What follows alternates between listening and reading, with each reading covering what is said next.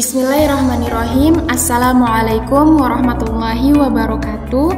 Perkenalkan, nama saya Nur Azlina dengan NIM 22221160. Yang terhormat Pak Rahmat Karim, SSI, MSI, selaku dosen mata kuliah metode numerik. Oke, dalam video ini saya akan menjelaskan cara menemukan sebuah akar di dalam sebuah fungsi menggunakan metode tabel yang akan diimplementasikan ke dalam bentuk codingan C++. Dan untuk soal yang saya pakai adalah fungsi fx, yaitu x pangkat 2 dikurang dengan 4. Oke, langsung saja masuk ke dalam praktik codingannya. Pertama-tama, tentu saja kita akan membuat library-nya terlebih dahulu. Di sini yang pertama adalah tentu saja library include uString.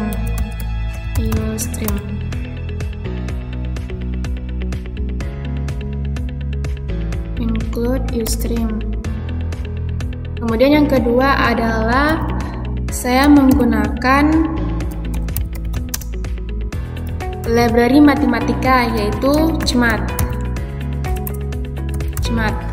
Saya menggunakan library matematika agar ketika nanti menggunakan rumus matematika codingannya tidak error. Karena ketika kita menggunakan rumus matematika dan tidak menggunakan library-nya, maka tentu saja codingan kita akan error. Kemudian using namespec.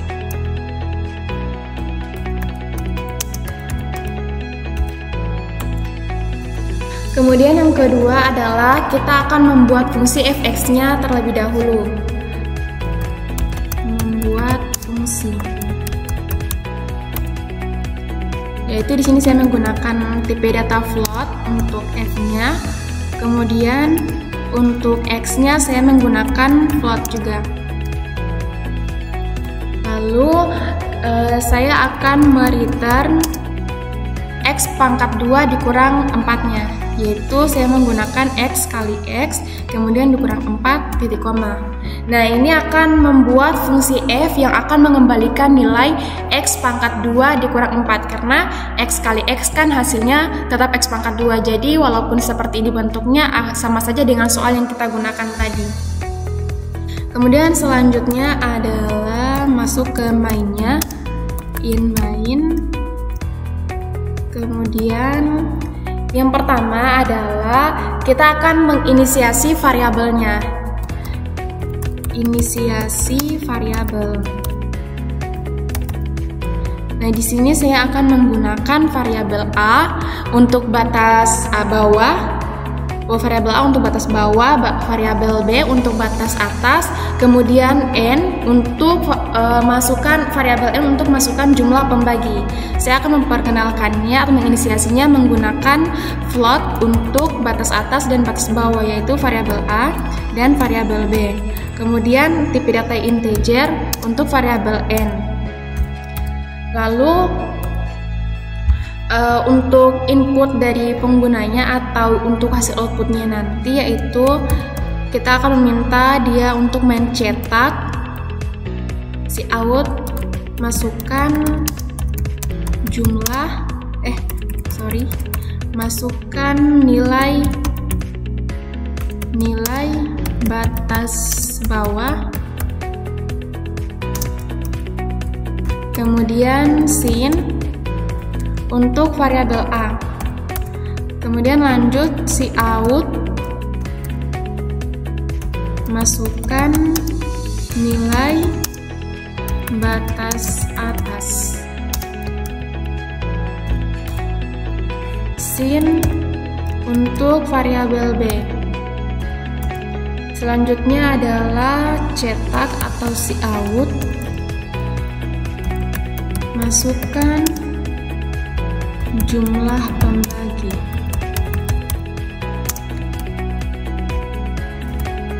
Sin variabel N.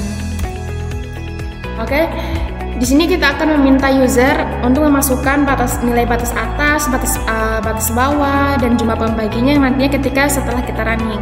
Kemudian yang selanjutnya adalah kita akan menghitung jarak antar titik. Hitung jarak titik. Nah, rumusnya adalah H sama dengan A dikurang dengan B, kemudian dibagi dengan jumlah pembagi atau N. Nah, di sini karena kita belum menginisiasinya, maka saya inisiasi saja langsung di sini menggunakan float. Kemudian setelah itu kita akan membuat array yang akan menyimpan nilai X dan Y. Sini membuat array untuk X dan Y. Di sini kita akan buat arraynya untuk array X. Nilainya adalah N, kemudian ditambah dengan 1, dan array Y nilainya adalah N, kemudian ditambah dengan 1, jangan lupa titik koma. Kemudian karena belum diinisiasi pula, maka langsung saja kita inisiasi di sini menggunakan tipe data float. Setelah membuat array, kita akan menghitung nilai X dan Y. Hitung nilai X dan Y. Nah, untuk menghitung nilai X dan Y ini, saya akan menggunakan looping atau perulangan, di mana dengan menggunakan sebuah rumus, dan karena sintaksnya banyak, maka akan saya percepat. Nah, ini adalah sintaks untuk menghitung nilai X dan Y, di mana di sini saya menggunakan perulangan. Di sini adalah perulangannya, yaitu di mana I itu adalah dimulai dari 0, kemudian I itu jumlahnya lebih besar, lebih kecil sama dengan nilai N yang kita masukkan, kemudian I itu selalu diinkremen. Nah, kemudian di sini kita tidak membuat dua rumus, kita masukkan dua rumus, yaitu rumus XI, di mana rumusnya adalah A ditambah I, kemudian dikali nilai H tadi, kemudian YI, yaitu Fx dikalikan dengan I. Nah, kemudian di sini kita akan mencetak atau cout calon akar yang nilainya didapatkan dari XI.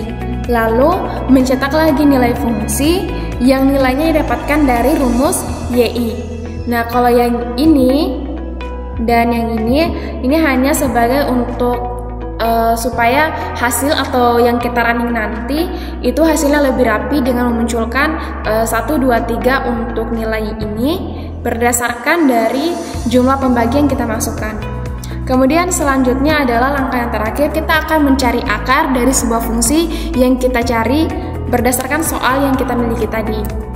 Oke, di sini kita akan mencari calon akar.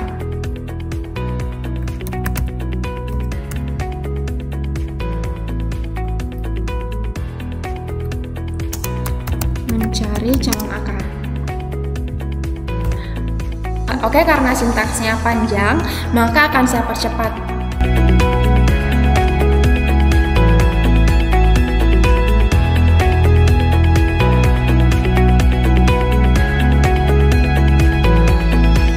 Nah, ini adalah sintaks untuk mencari akar. Nah, di sini ada perulangan atau looping, kemudian ada kondisi yaitu if else. Di sini adalah perulangannya, kemudian jika nilai dari YI adalah sama dengan 0, maka dia akan mencetak akar, di mana hasil akar ini didapatkan dari rumus XI, kemudian akan mencetak lagi nilai fungsi yang didapatkan dari rumus YI. Nah, kemudian jika tidak, maka hitung nilai R. Nah, di sini saya langsung inisiasinya lagi menggunakan tipe data float, di mana nilai R ini didapatkan dari nilai YI, kemudian dikali dengan nilai YI tambah 1 atau nilai YI yang selanjutnya. Kemudian di sini ada lagi pertanyaan atau kondisi, apakah nilai dari R ini lebih kecil daripada 0? Jika iya, maka cetak akar yang hasilnya didapatkan dari nilai XI tambah 1. Kemudian cetak lagi nilai fungsi yang hasilnya didapatkan dari rumus YI tambah 1. Kemudian untuk errornya, cetak lagi dengan menggunakan rumus yang ini, absolut YI dikurang I tambah 1 YI tambah 1. Maksudnya apa? XI tambah 1 dan YI tambah 1 maksudnya adalah misalnya nilai YI adalah setelah di running, misalnya nilai YI nya adalah 1, kemudian nilai selanjutnya lagi adalah 2, 3, dan 4, maka nilai YI tambah 1-nya adalah I yang pertama tadi akan ditambah 1, maksudnya adalah nilai I yang pertama ditambah dengan nilai I yang kedua, maksudnya dia akan meminta nilai yang kedua tadi yang dicetak, bukan nilai yang pertama gitu. Oke, sekarang akan kita running hasilnya, semoga saja tidak error. Kita beri nama praktik metode numerik.